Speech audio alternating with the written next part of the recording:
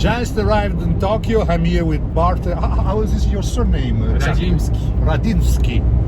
On a Japan motorhome, which is from the Bartek factory. Which is the model of this motorhome? Do you remember? This is Zeal. For how many people? For 4 people. This is for it can sleep 5 people, and you can drive with 7 people. So there's seat belts for 7 people. Okay.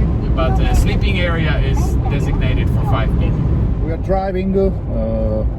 Target is Tokyo. So first of all, Bartek, I would like to know how is driving in Japan. Is it easy? How about the traffic? How about the drivers? Are they polite? Are they not so polite? What is your opinion on this? If you don't mind, I keep my eyes on the road. Sure, and I please. answer your, Sure, answer do your it. question. Sure, do it. So I will tell you something, but please remember that I've lived here for a couple of years.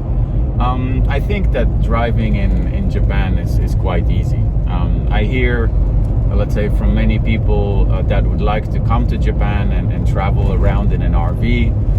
Their big concerns are, let's say, driving on the left side of the road, also not being able to read the signs or anything. What else? They're also, just scared about getting lost. But Japan is quite well organized. The roads are in very good conditions. With the Olympics coming this year, the Japanese government, and also we have a big boom in tourism, as I told you. Last year we had 30 million tourists come to Japan, and many more and more repeat customers. So what is happening is that people are starting to rent cars and go outside of the main tourist spots to see other locations. So we get more and more English signs. As you saw, we drove almost 1,000 kilometers, and I think most of the signs that you saw were in both English and Japanese. So it's not so easy. These days, you also have, of course, Google is working in Japan, so you can use that for navigation. And with regards to the drivers and the manner here in Japan, it's quite calm. Japanese are not known for to be a very aggressive society. It's quite polite. People will let you in if you make a mistake. People will, let's say, they will not. Did you hear anybody using the horn during our trip? That's true. That's true. So I always joke that you don't really need a horn in Japan. And what else? It's quite easy. So the speed limits are also quite low. On the highway you have the maximum speed limit is 100. Some places you have 80. So the traffic is not moving so crazy. I would say the only big difference, especially to the European market, is now we just entered on the highway.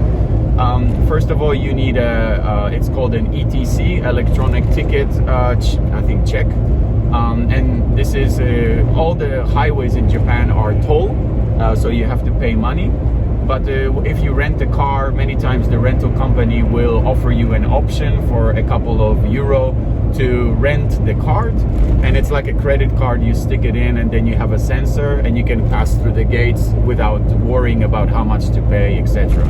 What about parking a motorhome? It's easy, no? We found very easily parkings where to stay with a motorhome. It not seems to me that they are allowed to stay there with the motorhome, just parking, not for the night. Yes, right? yes.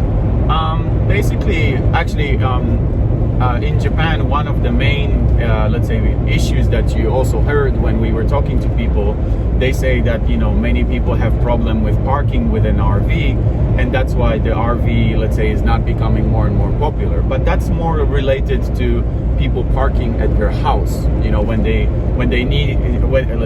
park the car when they're not using it.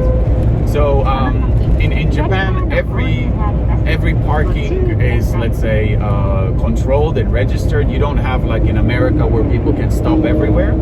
But we have really a lot of parking in the city and also outside of the city. So I don't think it's a big problem.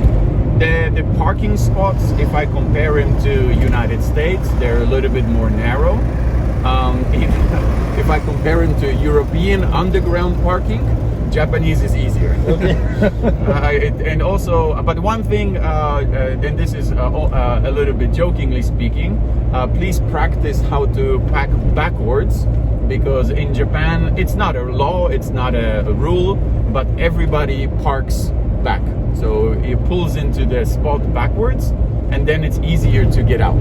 Yeah, I think it's easy also because I saw mostly all the motorhomes has a camera for parking, the back camera, no? Yes, yes, yes. The back camera is very very standard, I would say, especially in the RV industry. Yes.